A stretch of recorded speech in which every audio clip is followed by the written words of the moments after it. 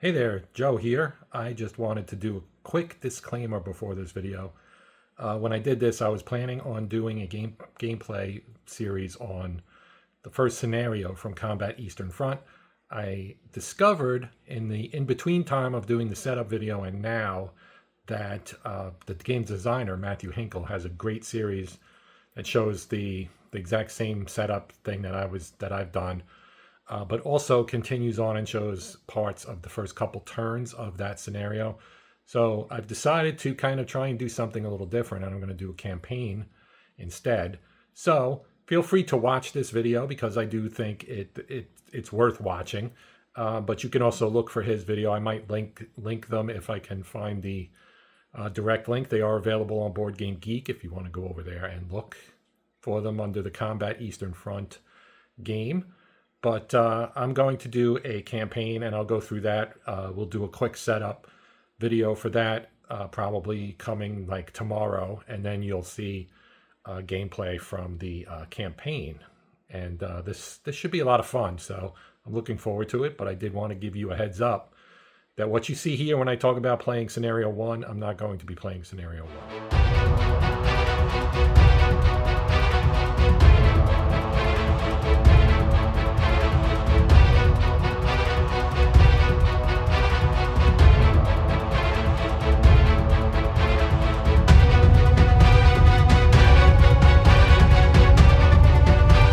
Greetings and welcome to Hexed Encountered. I'm Joe.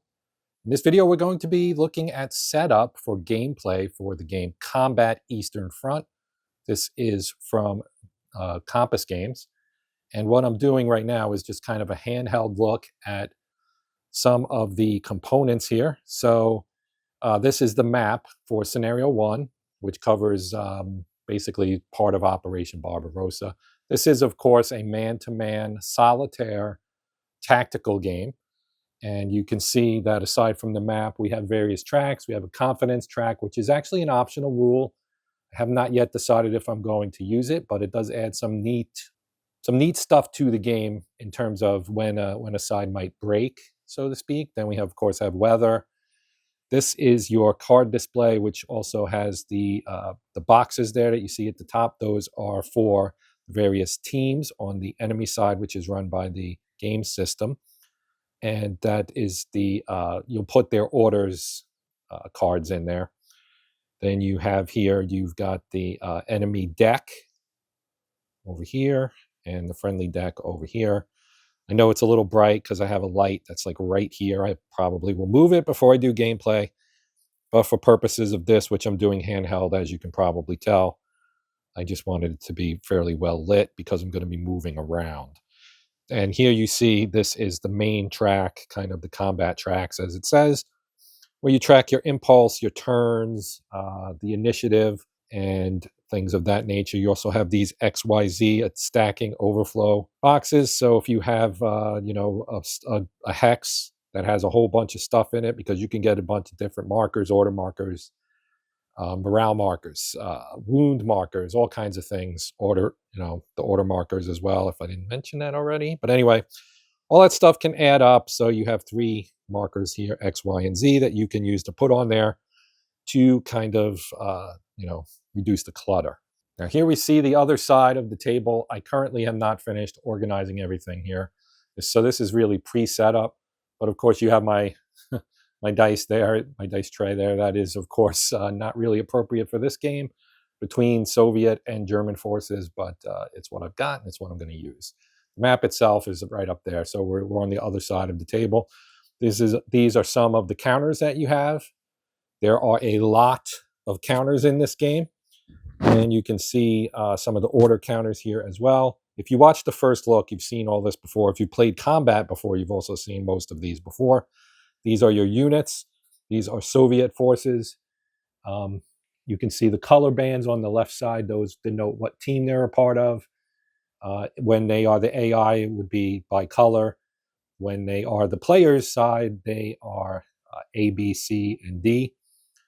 And you've got various other markers here like KIA and low ammo and foxholes and wires and smoke. And then you have the Germans are up here.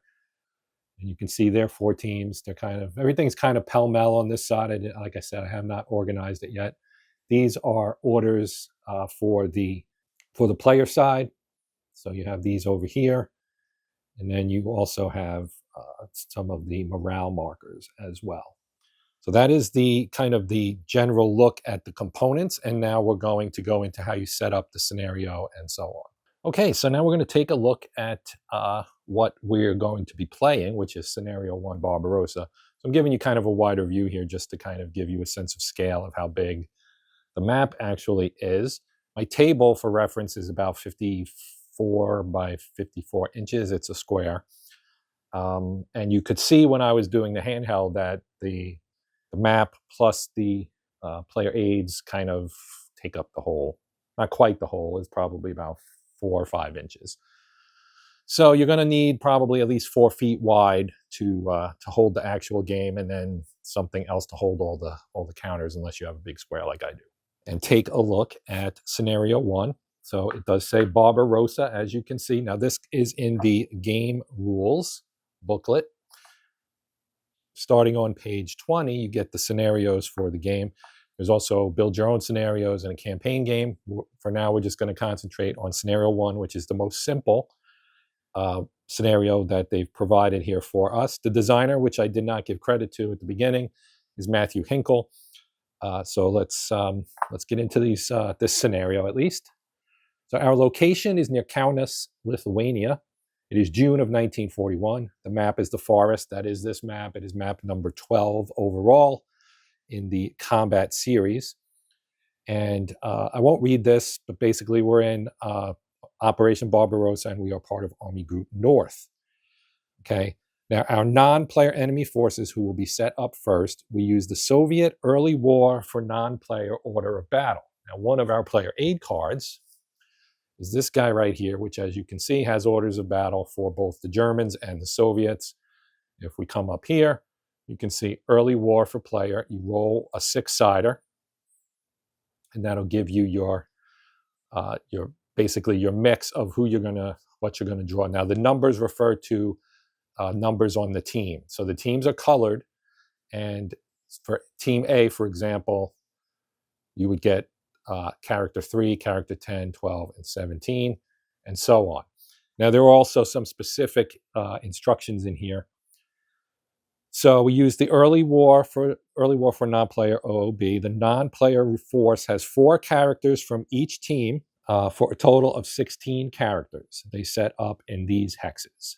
And down here, you can see you've got, for the non-player, this is for the player, right? So we won't be using these, but this is how you would roll your German forces, which we will do in a little bit, because they have the same thing up here.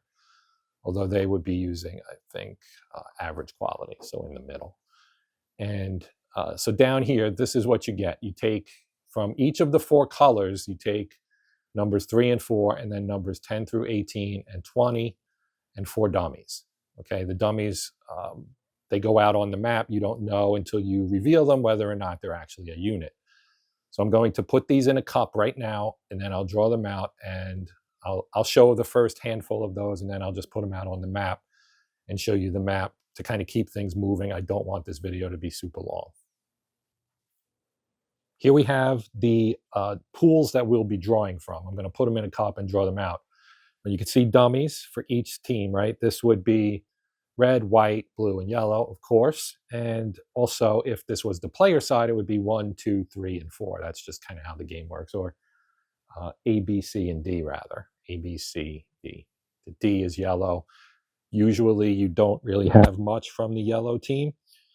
So in this case, we will, according to the rules, be drawing 4 for every team, and using the mix that is in here, which does not include everybody. Now, for 20, when you do 20, you end up with a weapons team, so you have to have the other guy from that team, which is this guy. That is your mortar team. So you have 2 men for that, and so you get a bonus man if you draw number 20 out. So I'm going to put each one of these 4 into a cup by themselves, one at a time, because we're drawing 4 from each team. I'll pull them out, and we'll have our 16-team opposing force. The tricky part here is getting it so you don't see the front of the counter. The backs all look like this, okay? And all it says on there is 4 because that's its troop quality, the generic troop quality. So even these guys have a 4. And if we flip him over, this is number 20. You can see his troop quality is actually a 5. So you have to put all of these kind of in a cup and draw them out, and then try to, and I'm going to do it by feel, because I really don't want to cheat. So I'm actually going to tilt the cup away from me, pull out 4, 2, this is not as easy as I thought it would be, 3, 4, I had 5, I think.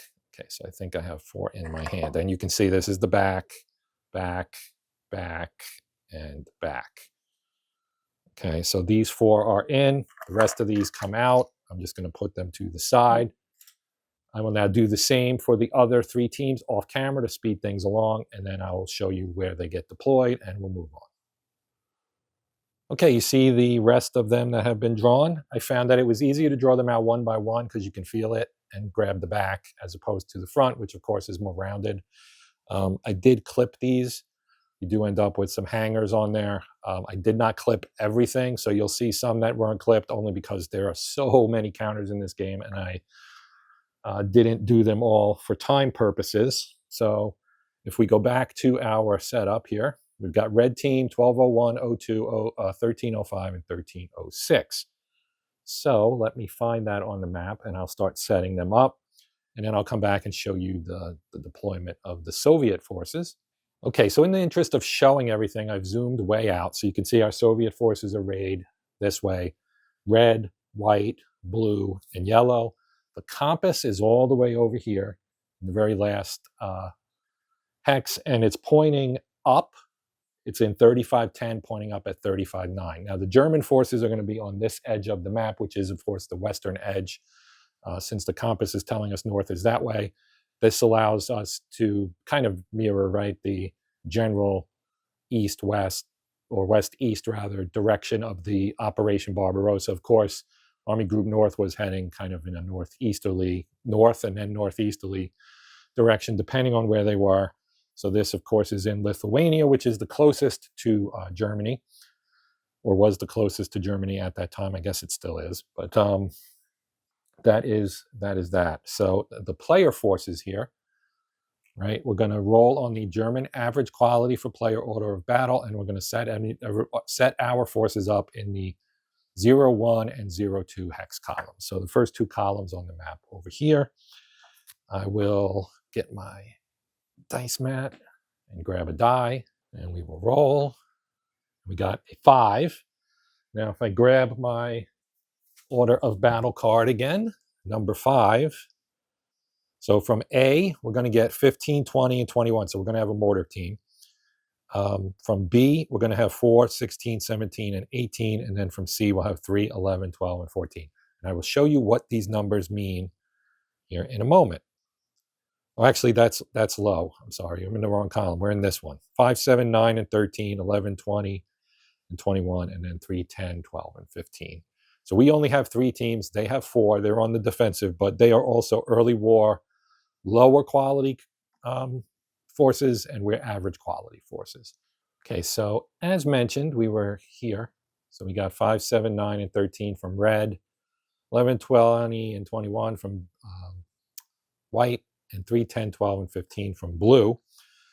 So these are what they look like. Now, you can see the counters, of course, right? You got your rank and his name. So this is Feldwebel Gladish. And he's got a leadership rating and a troop quality. And then he's got a weapons quality skill for both of these. And at the bottom, you see the A, that's his team, of course, or squad, excuse me. And 5 denotes the number. So he's number 5 in our order of battle. We also get Soldat Arzt. You can see he's also troop quality 6, which is pretty good. 5 and 2, we've got the rifle and the grenade. So the different weapons will be in here. Okay, these are mostly riflemen. You got a Soldat Holtz, 4, so he's a lower quality guy. 6 and 4, decent skills there. Then Soldat Radke, he's 4 and 4/3, so he's the weakest of this group. Then on the whites,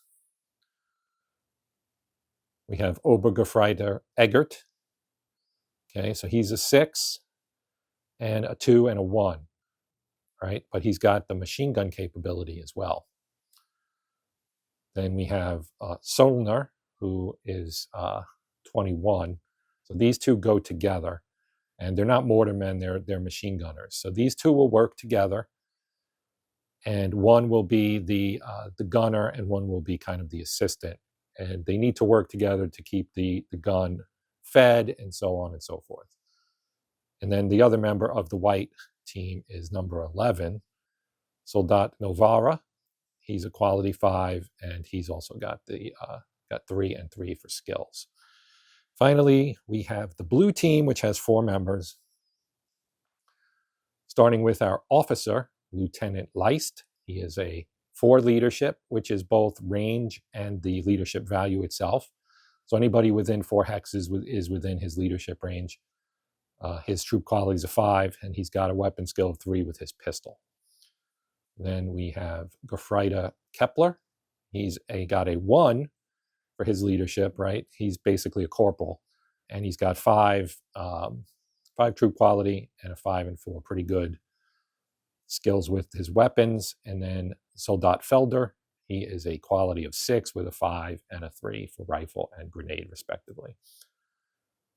And last is Soldat Ebersold. He's a 5 with a 3-1.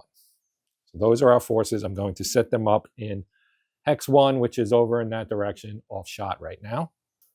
Okay, so we're looking at my deployment. We're running from basically Hex 0206 up here to 0215 at the bottom.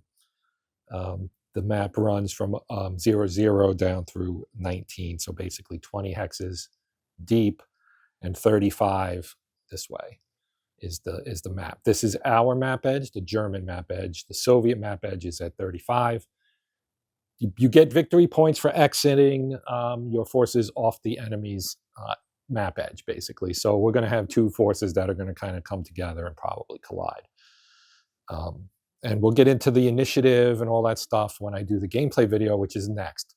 So we're coming close to the end of this. I just wanted to show you the deployment. I basically just lined everybody up in Hex 2 in trees. So that is going to reduce visibility. We'll put unspotted markers on people. I'll do that off camera and after the video. You'll see it when I do gameplay part 1, which will be the next video, probably a couple days for that, and you'll see actual gameplay. I wanted to do this setup video so that we could get all of this preliminary stuff out of the way and you could see it without it taking up time for gameplay for those who just want to see gameplay. So this, of course, is more of an optional thing. Everything's optional, of course, but this one just gives you an option or an opportunity to see all the stuff. Now, one thing I did not show you previously is our MG34 here. You see it says HVY, meaning heavy, of course. So the team, these 2 fellows right here, will have to tote this bad boy around the battlefield and then, of course, use it. So they are stacked together. And that's Obergefreiter Eggert and Soldat Solner, who are that weapons team. And you get an MG34 in any scenarios prior to 42. We're in 41. And then after 42, you would roll a die to determine if you're getting an MG42 or an MG34. They do have differing capabilities. There is a weapons characteristic sheet, which I did not show you. I might as well do that right now. These are the German weapons. You can see our 2 MGs here in the middle. MG34 is this one. You can see its range, 200 hexes. That's, like, 6 maps at this scale. So map edge to edge, of course, there are a lot of things interrupting line of sight on the map. You get DRMs for the range that you're using it at. You also have rate of fire. You can do 4, which is a burst, or a single shot. It's a heavy, and it is belt fed. Okay, then the 42 is obviously improved, but we don't have that yet. It basically has not been invented. Then you've got the steel Handgranate or steel hand grenade. This one is the one we're using. We don't have anybody with the naval hand grenade. Right, then you've got your mortars, which we don't have in this one, demolition charges, and then you have your basic infantry weapons up top. Your Kar 98K rifle, your MP40 machine pistol, and your P38 Walther pistol as well, which Lieutenant Leist is carrying. On the other side are the Soviet weapons. We will see these guys in action, of course, once we find out who we have under all these question marks. So that is going to do it for this one. Actually, no, it isn't. Let me go through some of the other scenario things here before we say adios. So the scenario rules. The player's morale is normal. That is us. We will get 3 cards. The non-player default morale is also normal, and they are alert. The enemy can have an alert status or a waiting status, which means they don't know that the enemy's approaching, kind of thing, right? They're just kind of ho-humming it, so to speak. Our scenario has 8 turns, tells you about the map edges, right? And that the enemy characters can exit the friendly map edge. For the enemy forces, we will be using initiative option for large battles, which is option 2 of rule 6.2 in the main rule book. I'll show you that in a moment. These are our random events. When we draw a card that has a random event on it, we will roll a die, and on the back of the game book, you have the list of random events which are in alphabetical order, so you can easily find them. This is a pretty clever method here for random events. So you only get 10, right? But you have the whole alphabet worth all the way through Z, so 26 possibilities. And then, of course, the enemy also has their own random events and so on. And you get your victory point schedule. You get points for killing the enemy. You get victory points for exiting the map, etc., etc. And then what those victory points get you in terms of victory level or loss, right? If you finish with less than 5 victory points, you're going to get court-martialed, which probably isn't going to be fun in the Second World War's Wehrmacht. And then you have options. The game gives you the option of actually flipping the side, so you could play this from the Soviet side if you wish to. Randomize the location of your NPCs, using the confidence rules to get 4 additional victory points if the enemy retreats. I probably won't do that to keep it simple. If I do a second scenario or play from a second scenario, I would probably use that, or maybe even a campaign. I really, a lot will determine on time and your reaction to this video. Then you got balanced things you can change to make the game easier or harder, and all kinds of goodies. This is an extremely flexible system. They've put a lot of thought into it. I give our current designer a lot of credit for reworking this and making the rules a lot easier to understand, as well as adding some nice wrinkles that are can be applied retroactively to the older games. So here's the enemy order play. We're using option 2 for the large battle. And so we're going to draw 1 initiative card, and we'll use that for each team to determine the orders for all enemy characters of that team. When this is done, orders for all eligible characters will be assigned in step 3C. We'll get into the rules themselves a little bit when we play. I'm going to try to keep the explanations a little lighter during gameplay to keep things moving along, but I will note things that I think are important as we go. So now we are done. Thank you for watching. I appreciate it. To all my channel members, thank you very much for your support. It is greatly appreciated. For my subscribers, thank you guys as well. Subscription numbers are going up. That is always good to see. It gives me a nice shot in the arm of enthusiasm when I see that people are checking out what I am doing, like it enough to subscribe so that they can come back and see stuff down the road. As for you guys who are not subscribers but are watching, if you are interested, or if you found this interesting and or useful, please at least consider liking, sharing or hyping the video to help spread its visibility. Um, if you enjoyed it enough to become a subscriber so you can get notified when future content is added, that would be great. Just click the old subscribe button, click the bell. That gives you the notifications when new stuff comes up. You can do any of that at your own discretion. I appreciate the fact that you've even come and checked out the video, and hope that you'll come back and check out something else, even if you don't do any of the other stuff I just mentioned. So, for now, I'm Joe. This is Hexed Encountered. We're done here.